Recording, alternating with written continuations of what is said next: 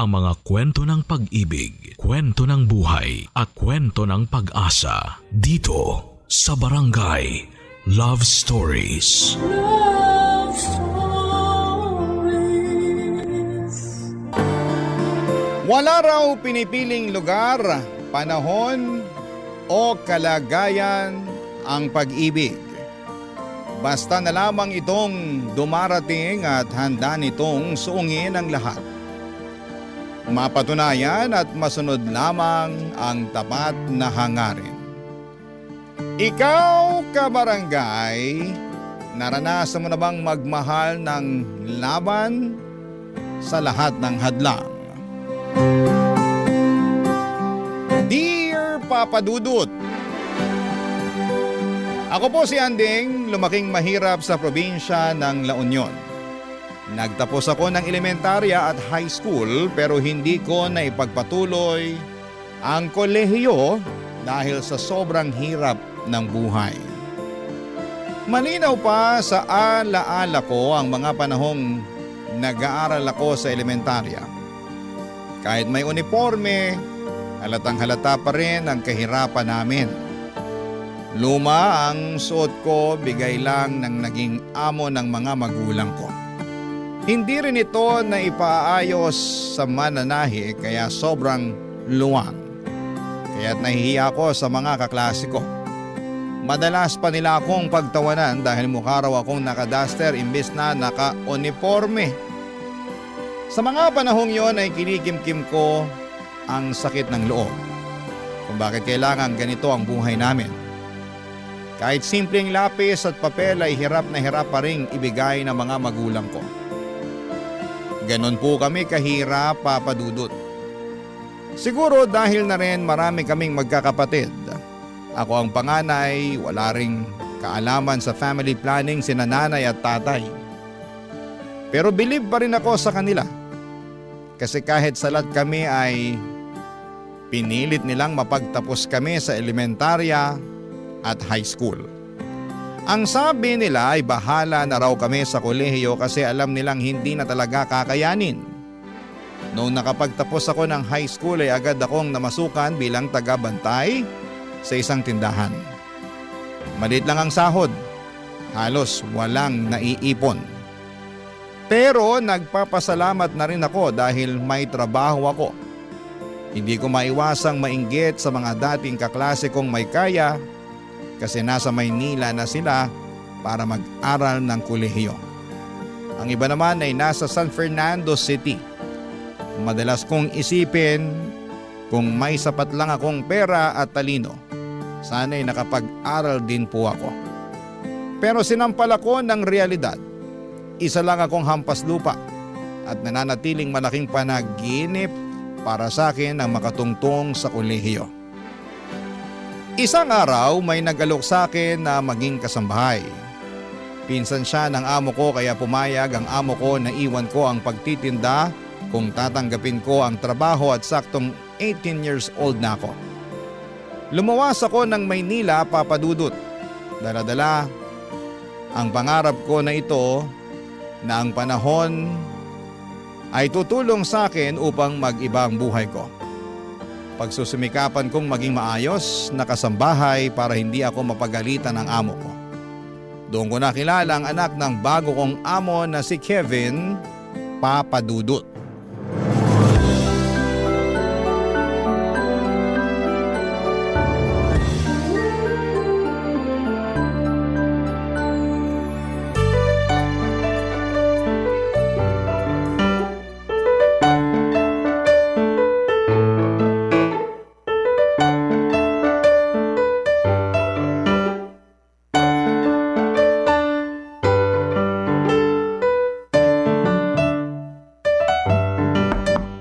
Sir Kevin?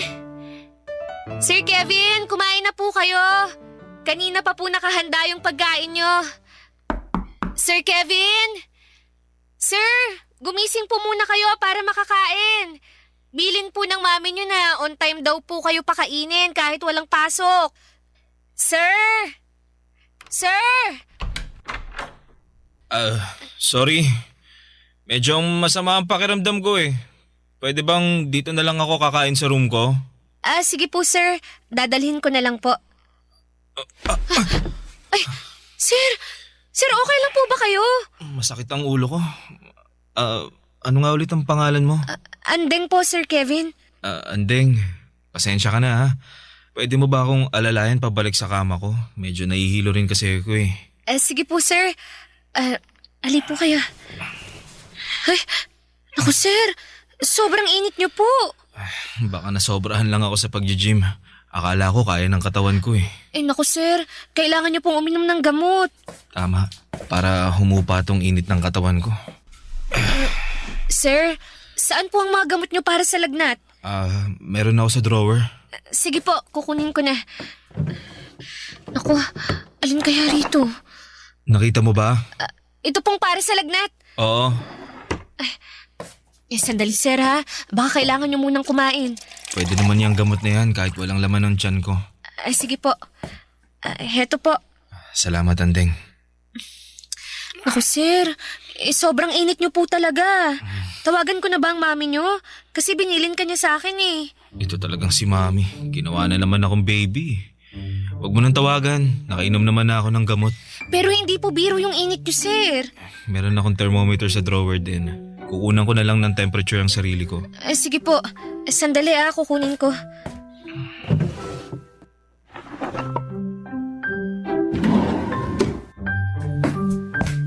Ito po. Nahanap ko na, sir. Ito po. Salamat, Andeng. Welcome po. Trabaho ko po na alagaan ko kayo. Inaalagaan mo ang 20 years old na lalaking gustong maging baby forever ni Mami. Ikaw lang din kasi ang anak niya, sir.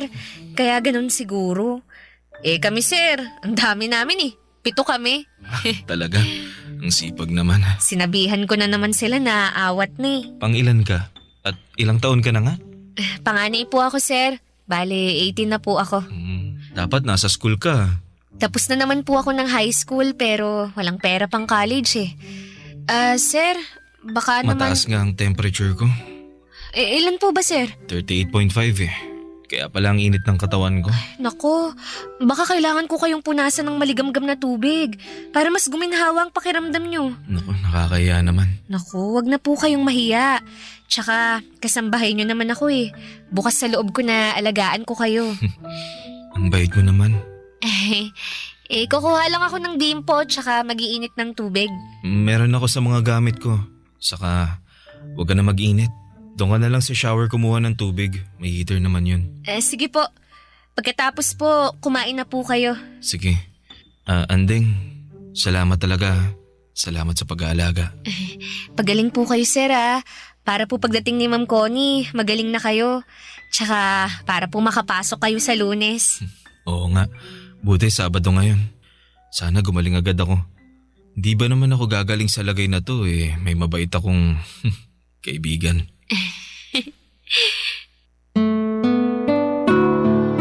Papadudot, nakakaawa talaga kapag may sakit ang isang tao. Sa kaso ni Kevin ay lagnat lang naman, pero labis ang pasasalamat niya dahil inalagaan ko raw siya. Medyo nahihiya pa nga ako habang pinupunasan ko ang katawan niya. Pero kailangan kong gawin para kahit papaano ay gumaan ang pakiramdam niya. Naisip ko na lamang na parang ganun din ang ginagawa ko kapag may lagnat ang mga kapatid ko. Gwapo po si Sir Kevin. Matangkad at matipuno ang katawan dahil nagji-gym.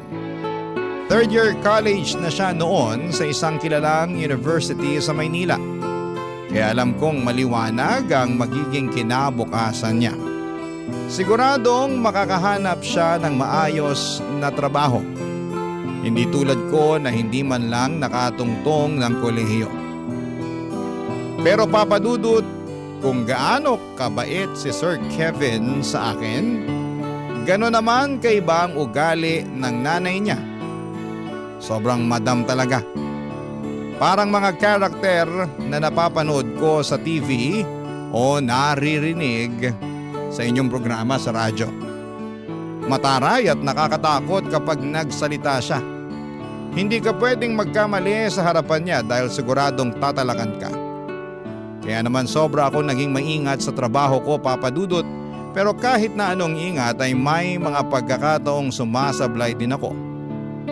O hindi niya gusto ang ginagawa ko, Papa Dudut.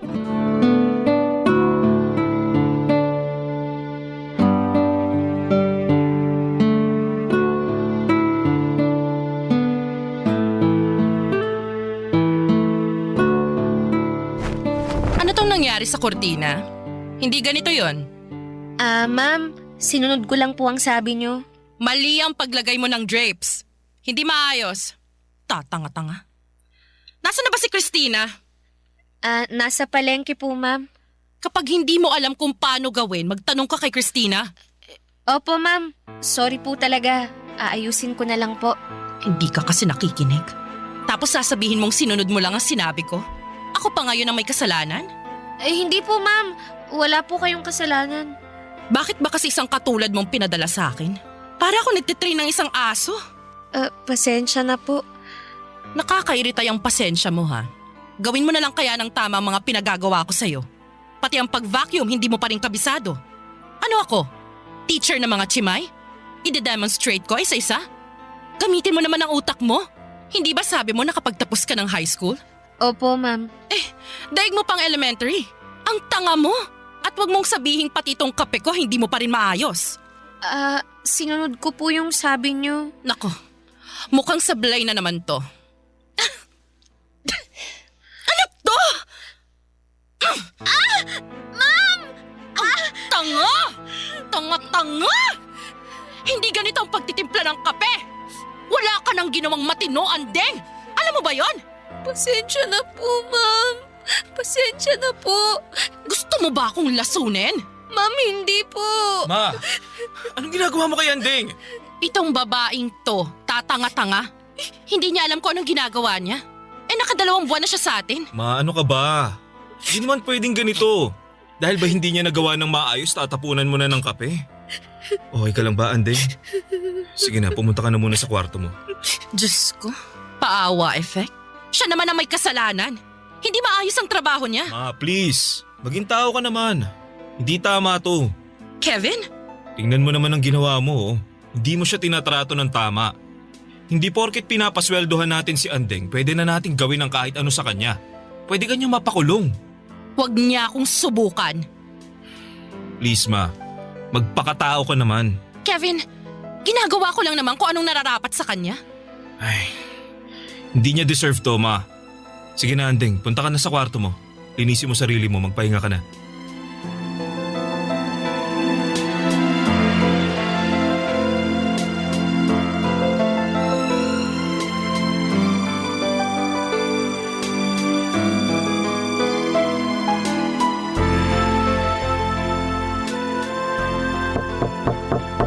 Andeng, okay ka lang ba? Sir, opo. Okay lang po ako. Mukhang hindi. Medyo mapula yung mukha mo. Oh. Sumusobra na talaga si mama. Paano kung nalapnos yung mukha mo? Hindi na po ganun kainit nang tinapo niya sa mukha ko. Kahit na, pinagmalupitan ka pa rin niya. Kakausapin ko siya mamaya. Baka mas lalo lang siyang magalit sa akin kasi kinakampihan mo ko. Naku, mali naman talaga ang ginawa niya eh. Kahit may hindi ka nagawang tama sa trabaho mo, hindi pa rin makatarungan ang ginawa niya sa'yo. Kailangan niya humingi ng dispensa sa'yo. Sobra na yung ginawa niya. Salamat po, sir. Sana naging mas maaga ako kanina para hindi na nangyari yung pagbuhos niya ng kape sa'yo. Tana, nandito lang ako para sa'yo, Andeng. Sobrang bait ni Sir Kevin sa akin, Papa Dudut. Sabi nila ay nagmana raw siya sa ama niya na nasa ibang bansa. Kaya siguro ay hindi ko maiwasang hangaan siya. Si Ma'am Connie naman ay parang tigre kung makapagsalita. Lagi niya akong tinatalakan at mabuti na lamang at may kasama akong kasambahay din, si Christina. Siyang karamay ko sa bawat sermon ng amo naming mukhang mangkukulam. Si Christina ang nakapansin na may nararamdaman daw ako kay Sir Kevin. Pinagbintangan pa nga niya ako na si Sir Kevin daw ang dahilan kaya nagagawa kong pagtiisan si Ma'am Connie. Pero syempre tumanggi talaga ako sa una. Pero sa totoo lang ay tama si Christine. Crush ko po si Sir Kevin. Ang gwapo niya kasi at mabait pa. Parang lahat ng hinahanap mo sa isang lalaki ay nasa kanya na. Pero hanggang pangarap lamang po ako kasi naman lupa lamang ako at siya naman ay langit. Hindi kami bagay, Papa Dudut. Ang kaya ko lang gawin ay mangarap at mag-imagine na baka sa ibang mundo ay pwede kaming dalawa. Pero sa realidad, hanggang tanaw lamang ako. Kasi alam kong hindi kailanman magiging kami ni Sir Kevin. Barangay Love Stories. Barangay Love Stories. Papa Dudut, naging simple lang naman ang pangarap ko noong magtrabaho ako bilang kasambahay. Ang makapagsilbi ng maayos kina Sir Kevin at Ma'am Connie. Mabait talaga si Sir Kevin. Gumagaan ang pakiramdam ko kapag nandyan siya. Ang hindi ko alam, Papa Dudut, ay may nararamdaman na rin pala siya para sa akin ng mga panahon na yon. Madalas niya akong kausapin at para bang gusto niya akong mas makilala pa. Kapag naririnig niyang pinapagalitan ako ni Ma'am Connie ay lagi siyang nandyan para ipagtanggol ako at siya mismo ang sumasalod ang galit ng mami niya. Basta lang wag maulit yung pagtapon ng kape ni Ma'am Connie sa mukha ko. Bukod pa roon ay tinuturuan niya rin po ako para akong nagkaroon ng libreng tutor. Pinapaliwanag niya sa akin ang mga mahihirap na lesson sa math at English. Hindi lang basta turuan, Papa Dudut ha, kundi parang gusto niya talagang matuto ako para raw hindi ako habang buhay nakatali sa pagiging kasambahay. Sabi niya may mas malawak pang mundo para sa akin kung pagbubutihin ko ang aking pag-aaral. Ang mga pagre-review namin ay parang paghahanda na rin kung kukuha ako ng entrance exam sa kolehiyo. At habang tinuturuan niya ako, hindi ko maiwasang kiligin. Nakatingin siya diretsyo sa akin. Nakangiti at pakiramdam ko ay importante ako. Kahit alam kong hindi kami bagay, ngunit sa mga pagkakataong yon, parang wala kaming iniisip na agwat. Ako si Andeng na natututo at siya naman si Kevin na buong tiyagang nagtuturo.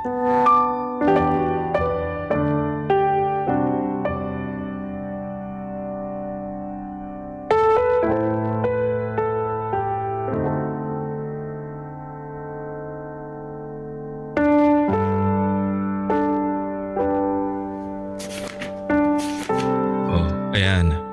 Tingnan mong mabuti ang spelling ha. Alam mo, tinuro to sa amin nung high school sa third year. Pero sobrang nakalimutan ko na. Grabe. 19 years old ka pa lang, makakalimutin ka na.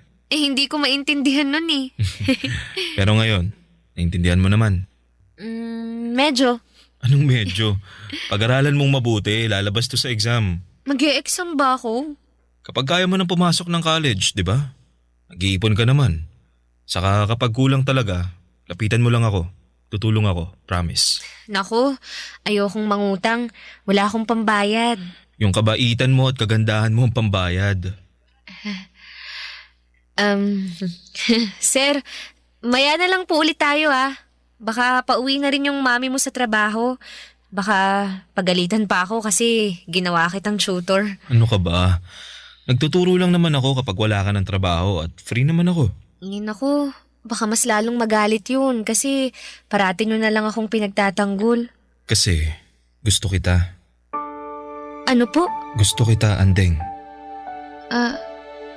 Sir naman, nagbibiro kayo Alam mo namang hindi ako nagbibiro. At alam kong nararamdaman mo na may gusto ako sa'yo. Naalala mo nung unang araw mo pa lang, yung nilagnat ako? Nakita ko ang kabaitan mo. Sir, hindi po pwede. Hindi po tayo bagay. Dahil ba anak ako ng amo mo? At kasambahay ka lang? Hindi po talaga tayo bagay. Andeng, sa totoo lang, Ilang araw at gabi ko na rin tong iniisip eh. Pero totoo ang nararamdaman ko sa'yo. Gusto kita. Mahal kita. Sir, marami namang ibang babae dyan. Mga kaklase nyo, schoolmates nyo. Hindi ako pwede. Hindi pwede. Makinig ka. Hindi ko sila gusto. Ikaw ang gusto ko. Pero katulong lang ako. Mahirap lang po ako. Mayaman kayo. May pinag-aralan. 1 taon na lang gagraduate na kayo. Samantalang ako.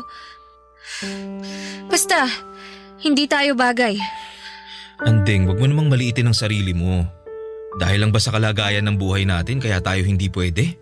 Kung lahat ng to, kung wala akong pera, kung hindi ako mayaman, pwede na? Ganun ba? Sir naman, sobrang layo po ng agwat natin. Tsaka ano na lang sasabihin ng mga magulang mo? Baka mas lalo akong hamakin ni Ma'am Connie. Poprotektahan kita. Naririnig niyo ba yung sarili niyo? Kaisa-isa kayong anak ni na Ma'am Connie. Tapos, sa isang chimay, sa isang maid, muchacha lang kayo mauuwi. Hindi kita nakikita bilang isang chimay, maid o muchacha. Ang nakikita ko isang totoong tao. Isang dalagang may magandang puso na alam kong mamahalin din ako. Gusto kong mahalin ka. Sir, hindi. Huwag na nating ipilit. Huwag na po. Andeng. Natatakot akong tanggapin ang pag-ibig mo. Kasi, sino ba ako? Wala akong karapatang umibig sa isang katulad mo. Kahit pilitin mo man na mahal mo ko. Wala kang pakialam sa sasabihin ng iba, ng magulang mo. Pero ang totoo mahirap. Magiging mahirap lang ang sitwasyon kung ipipilit natin. Babalik na ako sa trabaho, sir. Teka, Andeng! Andeng! Papadudot akala ko'y hihinto na sa panliligaw si Kevin matapos ang araw na yon. Pero nagkakamali ako. Patuloy pa rin siya sa panliligaw sa akin at umabot na ng 1 buwan na araw-araw niya akong sinasabihan kung gaano niya ako kamahal. Paano mo nga ba mapipigilan ang tibok ng puso? Kahit anong pigil ko sa sarili ko'y bumigay na rin ako. Sinagot ko si Kevin, Papadudot.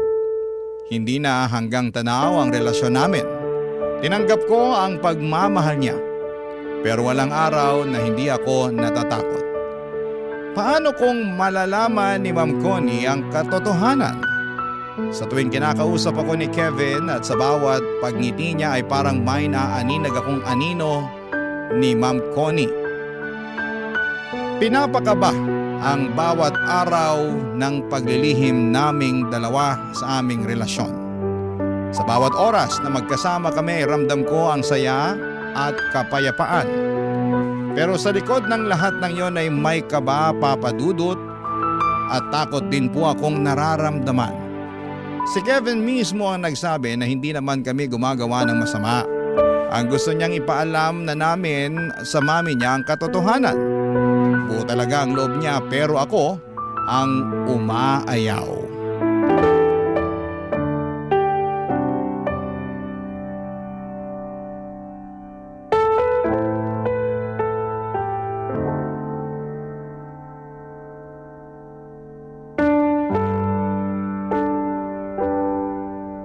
Dalawang buwan na nating nililihim sa kanila.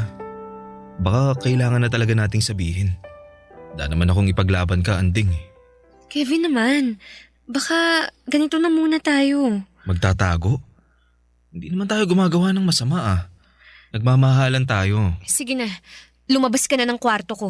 Baka hinahanap ka na ng mama mo. Anding, gusto kong hindi na tayo maglihim sa kanila. Kevin, ang hirap nun. Kasi naman, kung ipagtatapat natin sa kanila, sa mama mo, ano na lang ang sasabihin niya sa akin? Malanding chimay na inaakit ang anak niya? Alam ko. Alam kong mahirap to. Pero nandito ako para ipagtanggol ka. Hindi mo ako inakit. Kusa kitang minahal. Mahal kita. Mahal din kita, pero... Anong naririnig kong mahal-mahal? Bakit magkahawak ang kamay ninyong dalawa? Malandi kang babae ka? Anong ginawa mo sa anak ko? Teka, ma! Huwag niyong saktan si Anding. Mahal ko siya, ma. Ano? Girlfriend ko siya. Nahihibang ka na ba, Kevin? Itong hampas lupang to? Hoy, babae. Anong ginawa mo sa anak ko? Siguro binigay mo ng sarili mo para maakit mo ang anak ko, no? Ma, hindi siya ganun. No. Ang mga tulad niya, isang ambisyosa. Umalis ka na rito. Lumayas ka rito, babae ka! Ma, pwede ba? Ang taas ng pangarap mo? Pumili ka naman ng lugar ng pangarap mo. Hindi ganito! Umalis ka! Umalis ka! Lumayas ka! Ma! Maawa po kayo, ma'am. Huwag niyo po akong palayasin. Hindi ko na po uulitin. Hindi ko po mahal si Sir Kevin. Wala po to. Ano? Ano pinagsasasabi mo? Hindi kita mahal. Anding. Ma'am Connie, huwag niyo po akong palayasin. Wala po akong malilipatan. Kailangan ko po ng pera. Promise po, hindi ko na po papapasukin si Sir Kevin sa kwarto ko. Anding. Mahal kita. Hindi mo mahal ang babaeng yan, Kevin. Naawa ka lang o alam mo na, lalaki ka, babae siya. Ganun lang. Tamang mama mo, Kevin. Hindi mo ako mahal. Hindi totoo ang nararamdaman mo. Hindi. Makinig ka, Kevin. Hindi siyang para sa'yo. At ikaw, babae, kung gusto mong manatili dito, anong makukuha ko, ha? Gusto kong lumayas ka para mapigilan ang balak mo sa anak ko. Mas mababantayan niyo po ang kilos ng anak niyo kung nandito ako. Kasi kung wala ako rito, at dahil sa ambisyon ko na yumaman, pwede pong makipagkita ako sa anak niyo nang hindi niyo alam. Kaya dito lang po ako. Magtatrabaho po ako. Tama bang sinasabi mo? Opo. Kaya maawa po kayo. Huwag niyo akong palayasin. Anding, bakit mo ba ginagawa to? Hindi kita mahal. Okay, nakapagdesisyon na ako. Mananatili ka rito.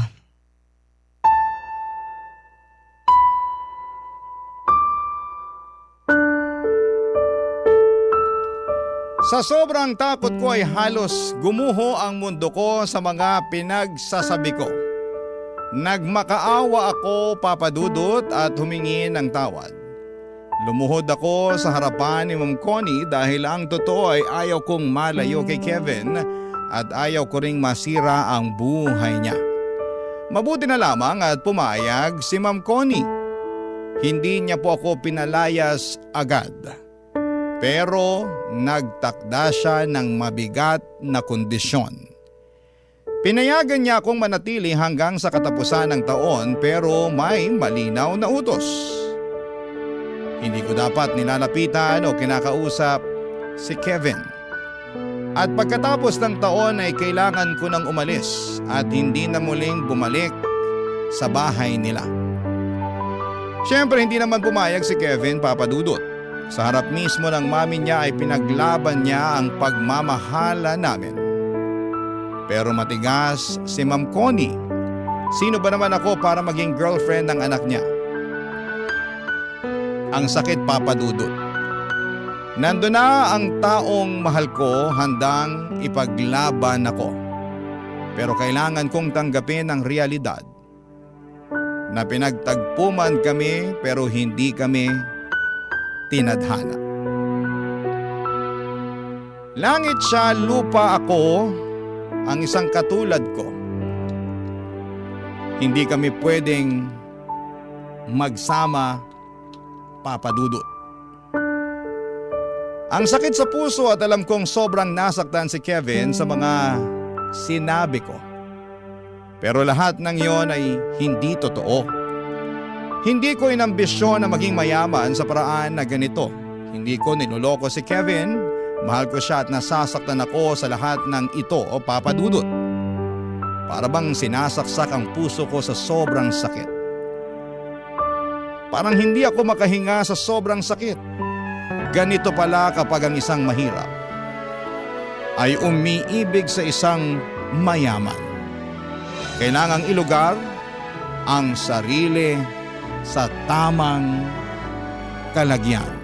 Barangay Love Stories. Barangay Love Stories. Papa Dudut, hindi naging madali ang mga sumunod na araw sa pamamalagi ko sa bahay. Halos wala pong lumilipas na araw na hindi ako pinapagalitan ni Ma'am Connie. Maliit na pagkakamali ay pinapalaki.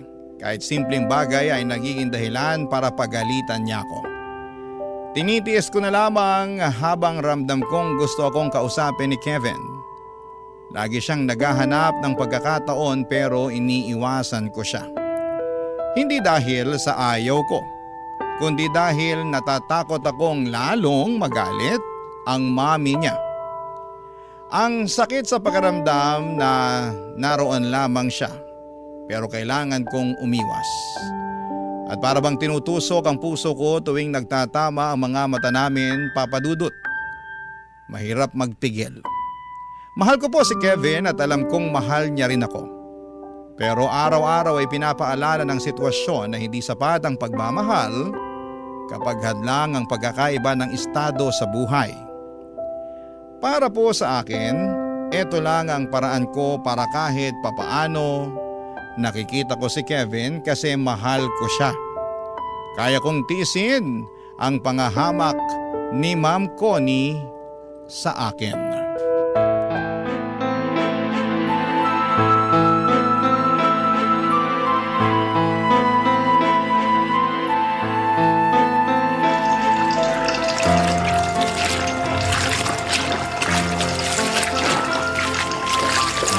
Andeng, kinakalaban mo ba ako ng palihim? Po? Hindi po, ma'am. Huwag kang magkunwari. Alam mo naman na maselan ako sa mga kurtina ko, di ba? Bakit may mancha yung sa kwarto namin? Bakit hindi maayos ang pagkakalaba? Ma'am, maayos po ang pagkakalaba ko noon. Hinandwash ko pa nga po kasi alam kong gusto nyo ng ganun eh. Pero hindi mo inayos. Yan ang totoo. Kunwari ka pa. Ma'am, inayos ko po talaga. Tigilan mo nga yung kaiiyak mo. Wala dito ang anak ko. Walang maaawa sa'yo. Walang magtatanggol sa'yo na para bang akong pinapalabas mong kontrabida sa buhay mo. Ma'am, ang gusto ko lang po, maging maayos ang trabaho ko rito. Kaya po, inayos ko po talaga. Kung gusto niyo po, lalaban ko na lang po ulit. Hoy, ikaw. Kung ano man ang binabalak mo sa anak ko, tigilan mo. Wala po. Wala po akong binabalak sa kanya. Kaya nga po nandito ako para makita niyong wala akong balak sa anak niyo eh. Hindi ko po siya kinakausap. Umiiwas po ako. Sinungaling. Teka, naisip ko lang. Siguro ikaw rin yung nagnakaw ng pera ko na naiwan ko sa bulsa nung nakarang araw, no? Matapos mong labhan, wala kang sinole. Po? Ma'am, wala po akong perang nakita. Hindi po ako magnanakaw. Talaga lang? Ang sinungaling ay kapatid ng magnanakaw?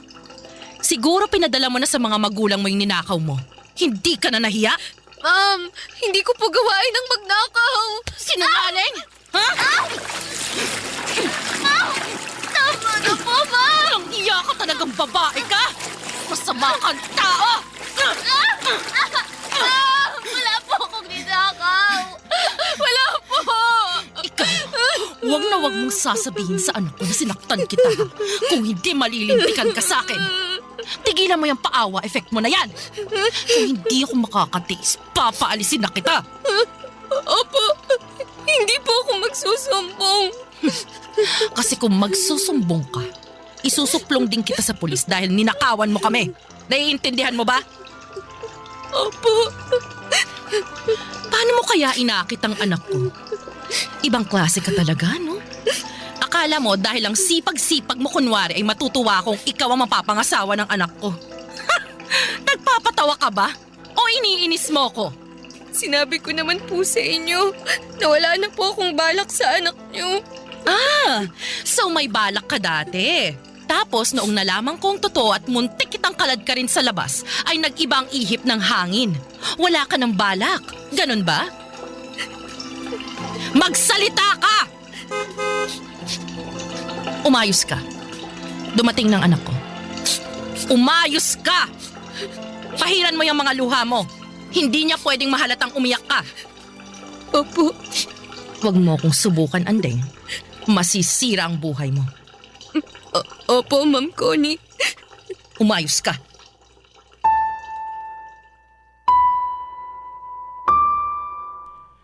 Papa Dudut Papadudot sa tuwing wala si Kevin sa bahay ay doon ako pinapahirapan ni Ma'am Connie. Para bang sinisigurado niyang mararamdaman ko ang galit niya. Pinapagawa niya ang mga trabaho sa akin ng doble-doble. Maglinis ng buong bahay kahit kakatapos ko lang. At may pagkakataon na pinapaulit sa akin ang labahan kahit kakatuyo pa lamang ng sinampay. At madalas din akong pinapahiya ni Ma'am Connie sa harapan ng ibang mga tao, Papadudot. Binabaliktad ang mga pangyayari para palabasing ako ang may kasalanan. Pero tiniis ko ang lahat ng yon. Hindi ko sinasabi kay Kevin kasi ayaw kong magkaroon ng lamat ang relasyon nila ng mami niya. Ayokong maging dahilan ng pagtatalo nilang mag-ina. Mahal ko po si Kevin, Papadudot, at yon ang dahilan kung bakit ako nananatili kahit na hirap na ako. Sa bawat araw na nagdadaan, ang parusa na ibinibigay sa akin ay lalong tumitindi. Pinipikit ko na lamang ang mga mata ko at iniisip na kaunting tiis na lamang at lilipas din ang lahat. Kasi kapag nawala ako sa bahay na yon ay tuluyan na ring mawawala ang pagkakataong kong makita at makasama si Kevin. Pero sa totoo lang, Papadudot, unti-unti nang bumibigat ang dibdib ko. Hirap na ako. At sa mga araw na yon ay hindi ko alam kung hanggang kailan ko kakayanin ang lahat ng ito.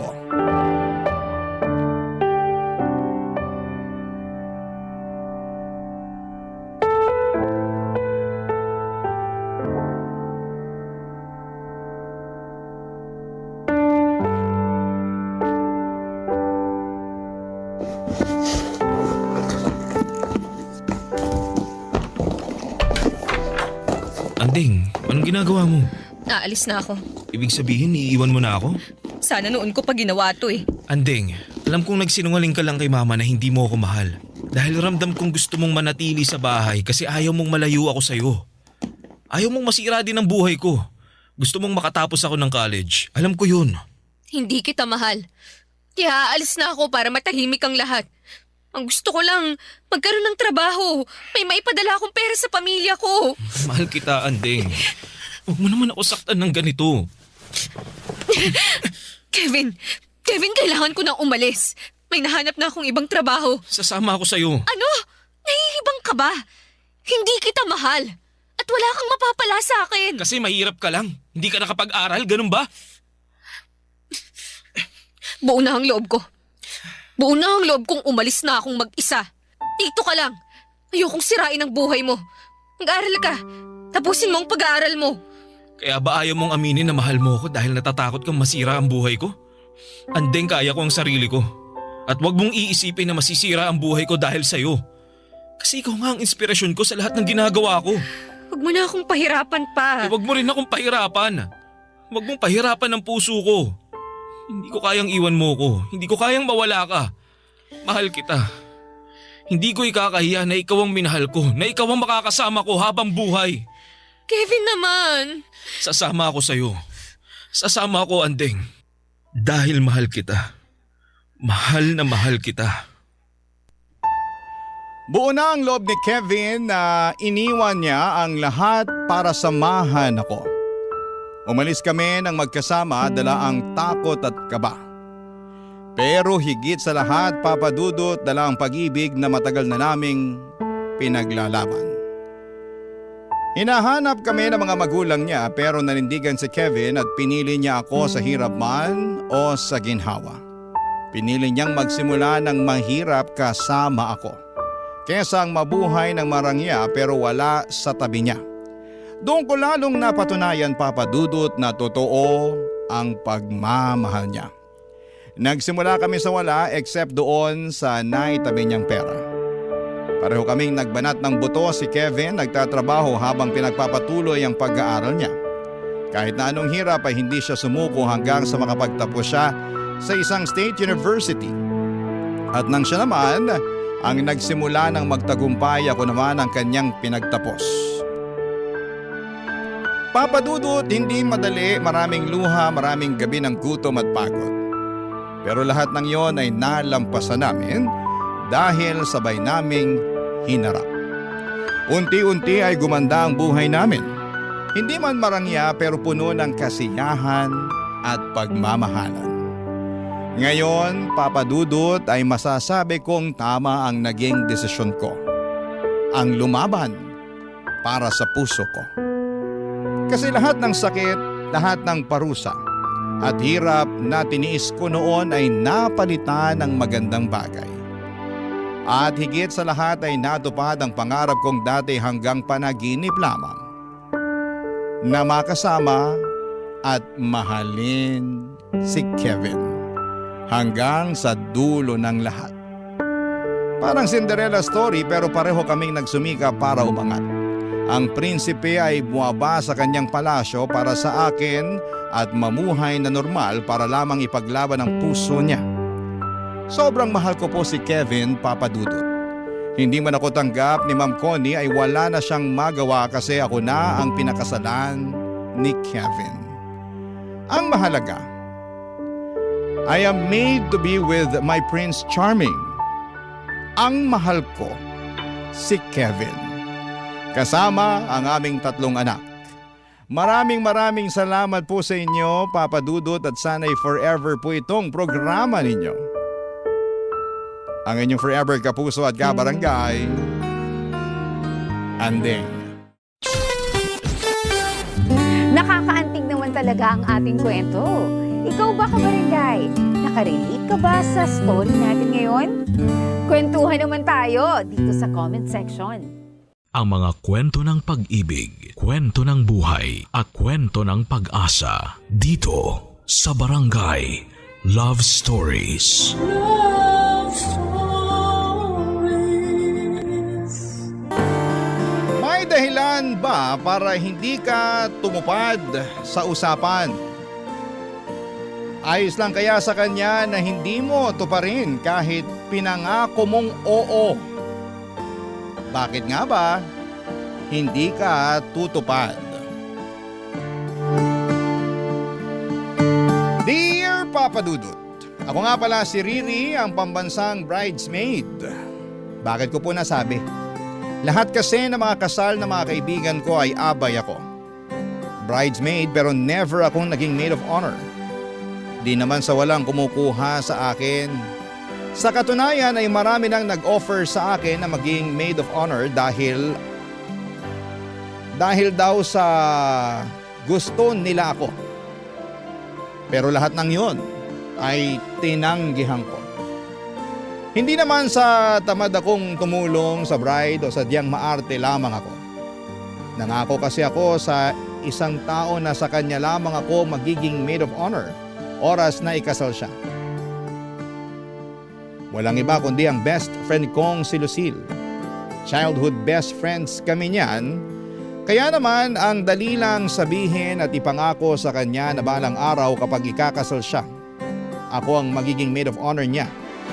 Pero sa pagdaan po ng panahon ay biglang may magbabago. Bigla ako mapapatras. Bakit po? Hayaan niyo pong sa pagpapatuloy ng aking kwento ay sabihin ko sa inyo. Pero sa ngayon ay gusto ko muna kayong ibalik kung paano kami nagsimula ni Lucille na maging magkaibigan para maintindihan ninyo kung bakit ganon kahalaga para sa amin ang maging maid of honor ng bawat isa.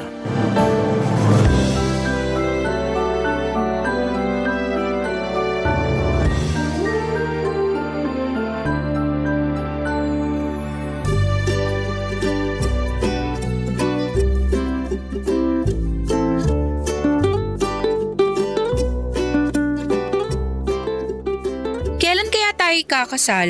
Yan na kagad ang iniisip mo, wala ka pang ang jowa. Palibhasa ikaw meron na, kaya ka mayabang dyan. Darating din yung sayo. Huwag ka lang masyadong choosy kasi. Binabaan ko na nga standards ko eh.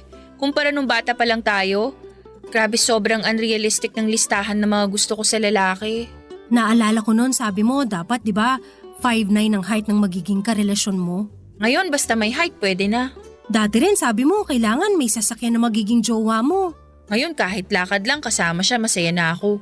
O kaya hatid niya ako sa paradahan ng tricycle. Gusto mo rin dapat maporma, yung laging sunod sa uso ang damit. Pero ngayon kahit ano na ang damit niya basta malinis at mabango siya. Good hygiene is a must. Dati sabi mo kapag… Alam mo girl, ganito na lang. Basta humihingang lalaki, okay na ako.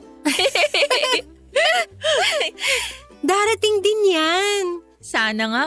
Basta yung usapan natin, kapag ikakasal tayo, magiging maid of honor natin ang isa't isa. Ay, Oh, bakit na naman? makapag maid of honor ka pa kaya sa akin? Kalma, oo naman.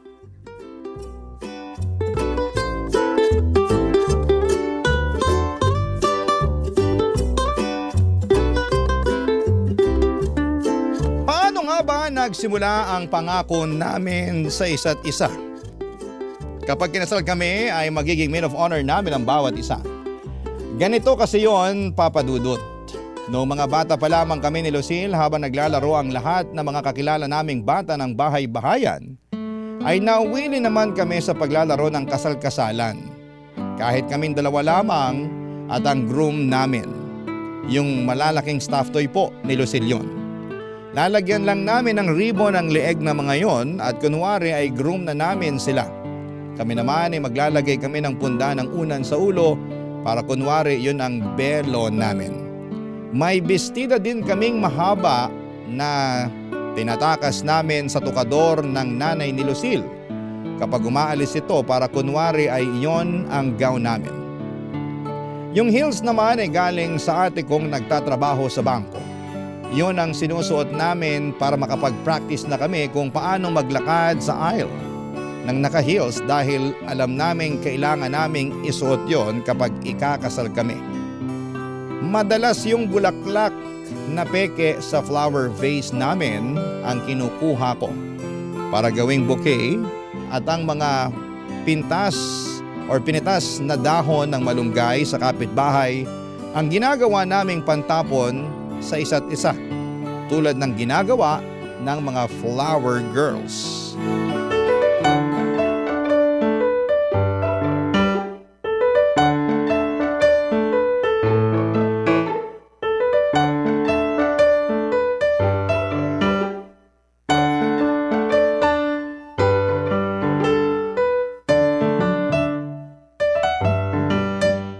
And you may now kiss the bride. Kiss na, dali! Di naman sasabihin ng pare yung kiss na dali eh. Eh di sorry na. O, ako naman ngayon ang bride. Ibabato ko pa tong bouquet ko eh. Ay sige, sasaluhin ko. Umayos ka sa pagsalo ha. Paulit-ulit ako nagbabato, hindi mo naman nasasalo lagi. Ikaw kayang umayos dyan, ang pangit ang pagbato mo eh. O sige, 1, 2, 3!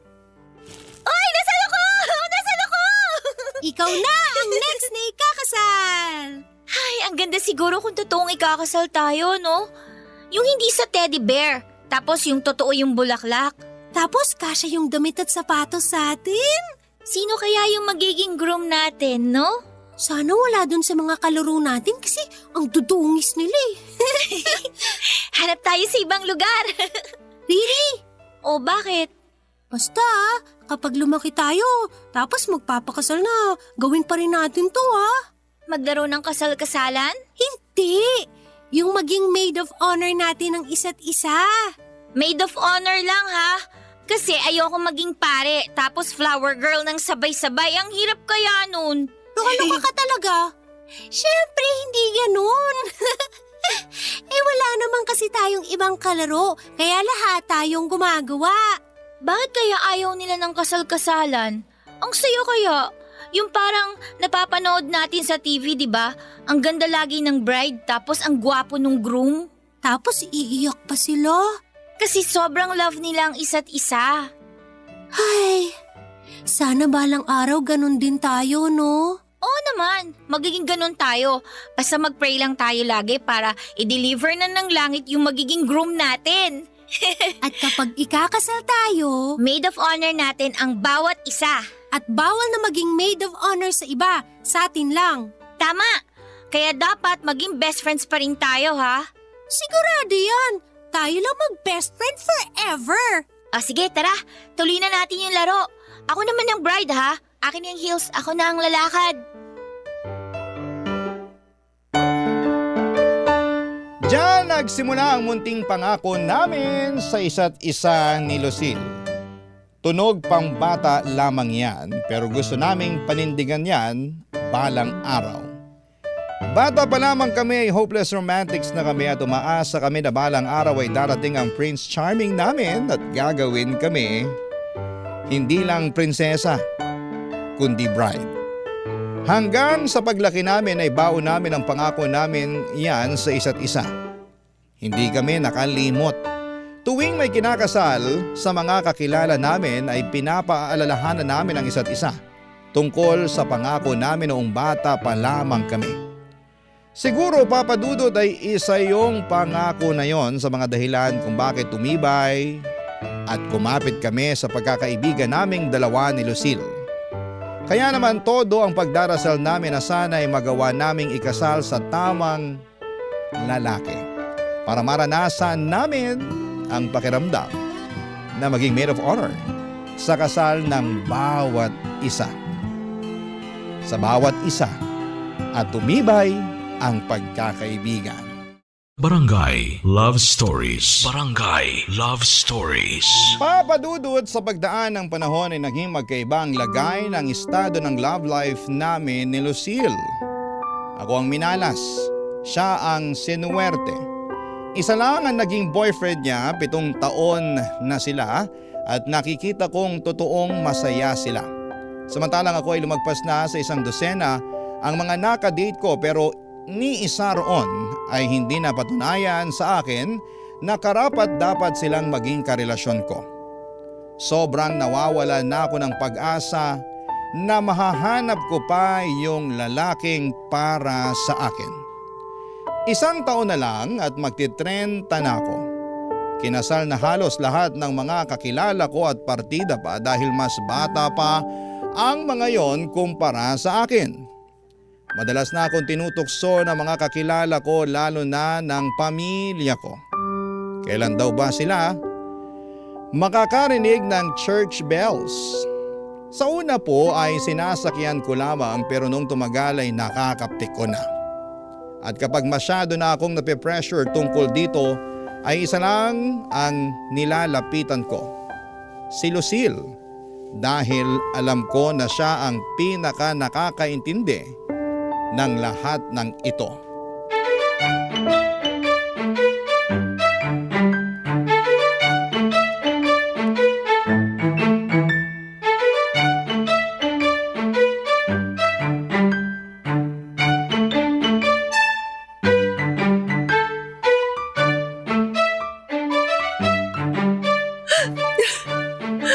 Ano pa bang kulang, Lucille?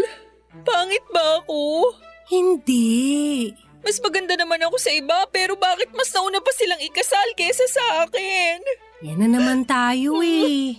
Ano pa bang makeup ang kailangan kong gamitin at pag-aralan para lapitan ako ng the one ko? May problema ba sa pananalita ko, sa katawan ko, sa mga paniniwala ko? Wala ka nang kailangan tanggalin, dagdagan o iwasan. Perfect ka na sa lagay mong yan. Sadyang na traffic lang yung magiging groom mo. Kapit lang, parating na yun. Siguro, need ko magpalaki ng dibdib. Madadaan kaya to sa gym? Yun lang ang afford ko eh. Mas malaki nga yung dibdib mo kaysa sa akin eh. Ano ka ba?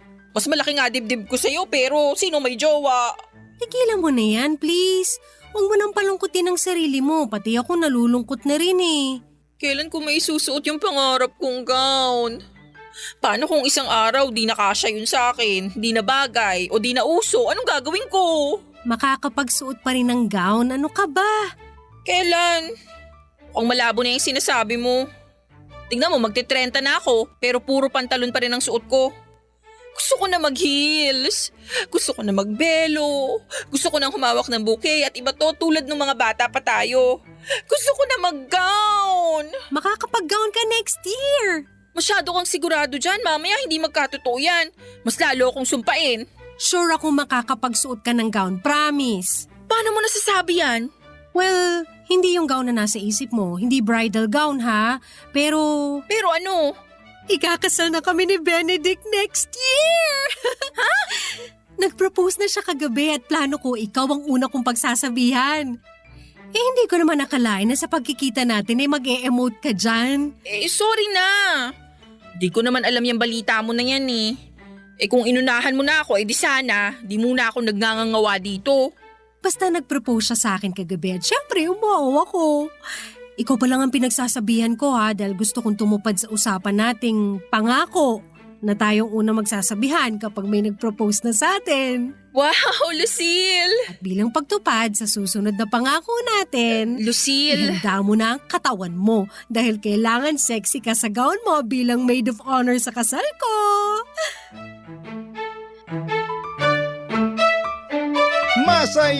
Masaya ako para kay Lucille nang binalita nito sa akin ang tungkol sa nalalapit niyang kasal. Siyang unang ikakasal sa amin, oo, nakaramdam ako ng kaunting inggit. Pero mas nang ibabaw ang kasiyahan. Pero nung inopen up nito ang tungkol sa pangako kong pagiging maid of honor, para sa kanya ay bigla akong nag-alangan. Gusto kong tumanggi pero hindi ako nabigyan ng pagkakataon dahil alam kong inaasahan niya na tuloy na ang pagiging maid of honor ko sa kanya dahil yun naman ang pinangako namin sa isa't isa noong bata pa kami, hindi ba? Paano ko to lulusutan? Hindi ako pwedeng maging maid of honor niya at hindi ko pwedeng sabihin ang totoong dahilan.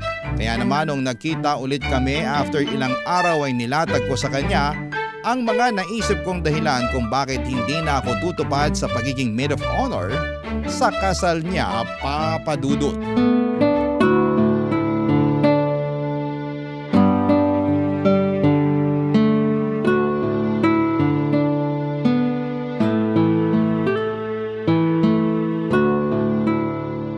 Hindi ko maintindihan. Pangit ba ang sulat ko? Hindi ko maintindihan kung bakit may listahan ka ng mga dahilan kung bakit hindi kita pwedeng maging maid of honor sa kasal ko. Iyan na nga. Pag may di ka naintindihang dahilan dyan, sabihin mo sa akin, i-explain ko ng mas maayos. Gets ko isa-isa, pero hindi ko mag-gets kung bakit. Siguro hindi mo maintindihan dyan yung number 4. Yung di ako pwedeng maging maid of honor mo kasi di ako pwedeng magstay ng late. Kasi ganito yan. Alam ko na pangarap mong wedding panggabi talaga kasi hindi ka morning person, di ba? Siyempre, isipin mo baka alas 11 na ng gabi matapos yung kasal mo. Dapat mga ganung oras tulog na ako. Riri, ano ba namang... Kung titignan mo pa yung number 5 na rason ko, konektado dyan sa number 4 eh. Di ako pwedeng magpuyat, sabi ng doktor ko, dahil mabilis bumaba yung dugo ko. Kaya hindi ako pwedeng umattend ng night wedding mo kasi alam mo na, puyat. Riri, ano ba? Oh, ba't ka sumisigaw? Nag-i-explain lang naman ako sa'yo ah. Ano bang dapat mong i-explain? Kung bakit hindi ako pwedeng maging maid of honor mo. Labo naman ito. Ikaw ang malabo. Bakit biglang hindi ka na pwede maging maid of honor ko? Alam mo, mas malabo ka. Ayan na nga yung listahan, no? Naka-enumerate na dyan lahat ng dahilan kung bakit hindi ako pwedeng maging maid of honor mo eh. Pinakamalabo ka sa lahat. Asan na yung pangako natin sa isa't isa? Na kapag ikakasal tayo, magiging maid of honor natin ng bawat isa. Asan na yun? Kasi Lucille, pangakong bata lang naman yun eh. Alam mo na, kapag lumalaki, tumatanda tayo, maraming nagbabago. Pero hindi yung pangako natin yun. Yun nga ang naging pundasyon kung bakit hanggang ngayon ang tibay ng friendship natin eh. Tapos bigla kang magdadahilan na hindi ka pwede? At talagang gumawa ka pa ng listahan ng mga dahilan mo para makumbinsi akong huwag kang gawing maid of honor? Basahin mo muna kasi isa-isa para maintindihan mo kung bakit ayoko. At kung bakit hindi ako pwedeng maging maid of honor mo. O wag mo namang lukutin yung papel. Pinaghirapan kong isulat yan eh. Bakit? Yung pagkakaibigan natin, hindi ba natin pinaghirapan yon? Konekta ba naman sa papel yung friendship natin? Pwede bang wag kang mamiloso po dyan? Alam ko kung anong ibig kong sabihin. Lucille kasi… Walang kasi. Tumupad ka sa usapan. Hindi nga pwede. Nakita mo naman yung mga dahilan ko eh. Wala akong pakialam sa mga dahilan mo. Tumupad ka sa usapan.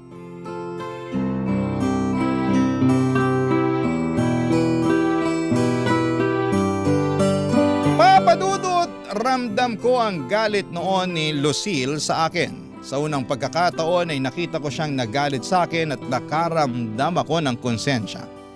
Mali naman kasi talaga na hindi ako tumupad sa naging pangako namin sa isa't isa mula pagkabata.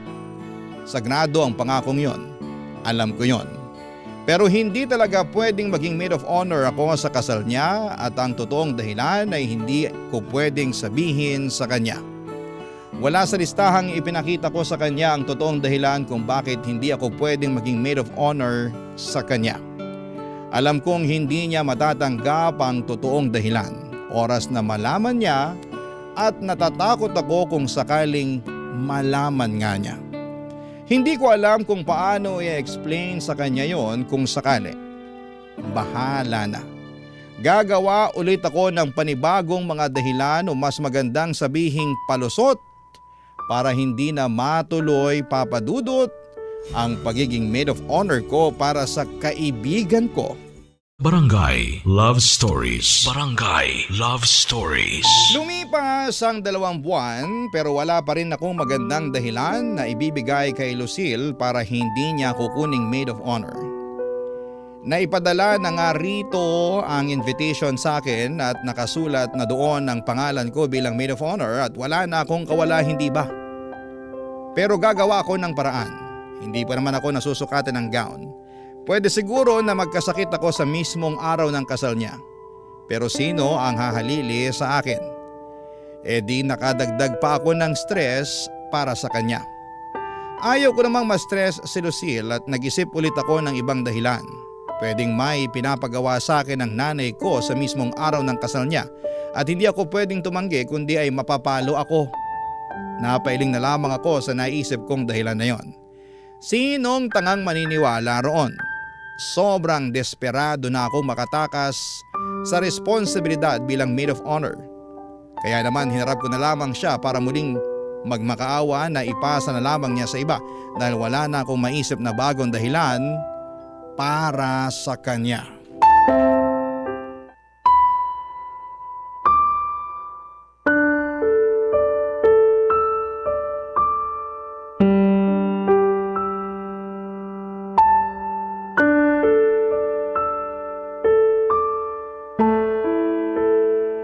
Kanina pa ako tumatawag sa'yo, hindi mo sinasagot.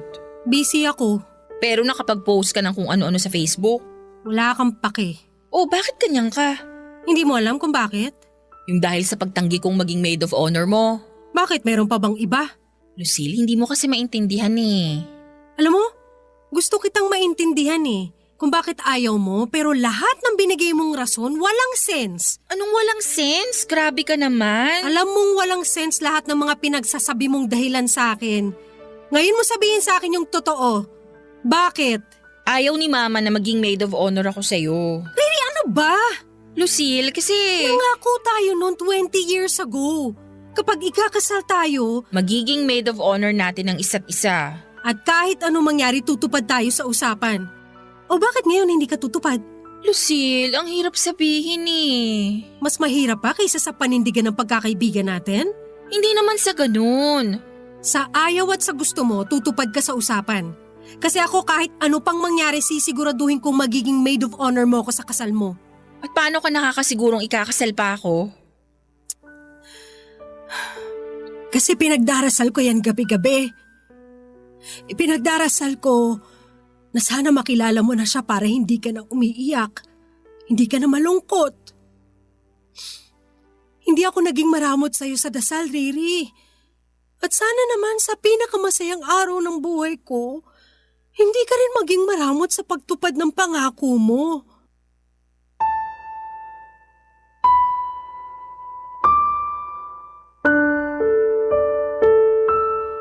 Pilit tinago ni Lucille ang pagluha nito. Pinalis na ako nito at sinabing saka na ulit kaming mag-usap. Alam kong masama ang loob nito sa kasalanan ko na yon. Naintindihan ko kung bakit siya ganon. Hindi yon basta-basta pagtatampo lamang at malaking bagay sa kanya ang naging pangako namin sa bawat isa. Umuwi ako ng bahay at humiga sa kama. Wala akong gustong harapin kundi ang sarili ko.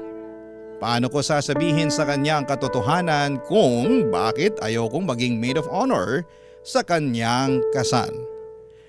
Matatanggap ba niya? Malamang ay hindi. Malamang masasaktan siya. Malamang ay hindi niya ako mapapatawad. Umiyak ako ng umiyak noon at hindi ko alam kung paano ko sisimulan ang revelasyon na ito kay Lucille. Hanggang sa dinampot ko ang aking cellphone para tawagan ng isang taong alam kong makakaintindi sa aking sitwasyon, Papa Dudut.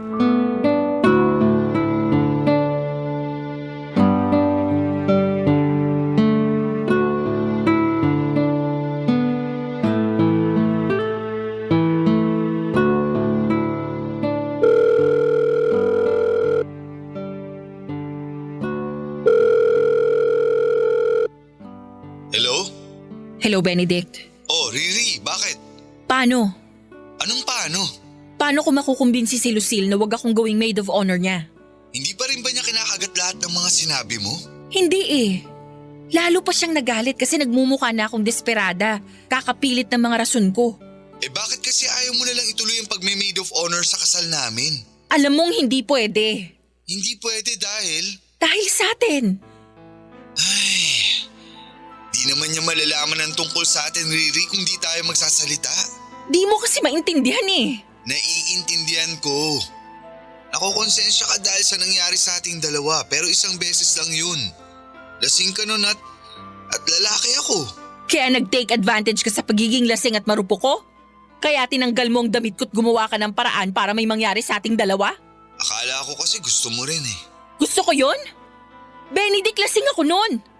Wala akong laban sa'yo. Tapos na yun. Nakokonsensya rin naman ako eh. Di na yun mauulit pa. Alam nating pareho yun. Oo, hindi na mauulit yon. Pero paulit-ulit na naglalaro sa utak ko ang gabing yon. Nagtaksil tayong pareho kay Lucille. Anong balak mong gawin? Magsusumbong ka ba sa kanya? Sige, gawin mo yan para kamuhian ka niya. Bakit ako lang? Ikaw nga tong may kasalanan ng lahat eh. Pero ikaw ang best friend niya. Kilala mo si Lucille. Mas may tiwala pa siya sa'yo kaysa sa magulang niya. Oras na sabihin mo sa kanya ang nangyari sa atin. Sa tingin mo ba mapapatawad ka pa niya? Pakahayop mo talaga. Sinasabi ko lang kung ano ang dapat mong asahan. Isang araw lang na magme-maid of honor ka. Isang araw na pagpapanggap. Ano bang mahirap gawin dun? Next year pa naman yun eh. May oras pa para mabawasan yung nararamdaman mong konsensya. Oo, next year pa yon. Pero sa tingin mo, magkakasya pa ako sa gown na isusuot ko? Eh di wag ka magpataba. Buntis ako, Benedict. At ikaw ang ama.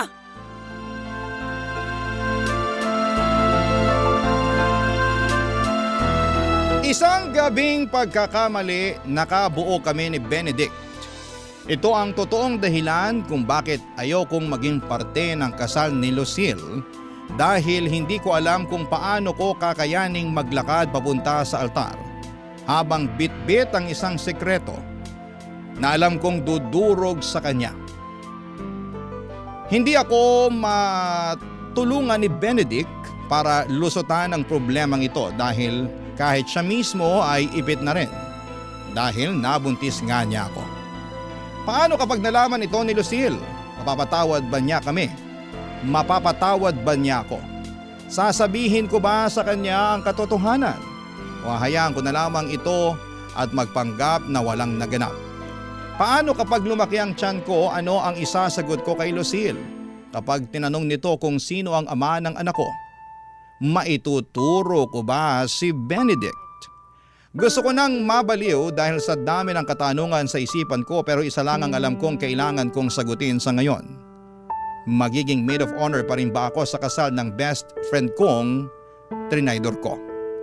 Papa Dudut, hanggang ngayon ay hindi ko alam ang gagawin at hindi pa rin ako kinakausap ni Lucille dahil sa pagtatampo nito sa akin dahil nga sa pagtanggi ko sa kanya na maging maid of honor. Alam kong malaking bagay ang pagtupad ko sa pangako ko sa kanya. Noong bata pa lamang kami pero malaking bagay din ang nararamdaman kong konsensya. At alam kong baka ito ang maging dahilan para mas lalo kong hindi magampanan ng maayos ang pagiging maid of honor ko sa kanya. Sana po ay magawa ninyong matulungan ako kung ano nga ba ang dapat kong gawin sa problema kong ito. Maraming salamat po sa pagbasa at pag-unawa. Ako ang inyong kapuso at kabarangay forever, Riri. Ano ang masasabi mo sa ating Barangay Love Stories today? Aabangan namin yan sa aming comment section.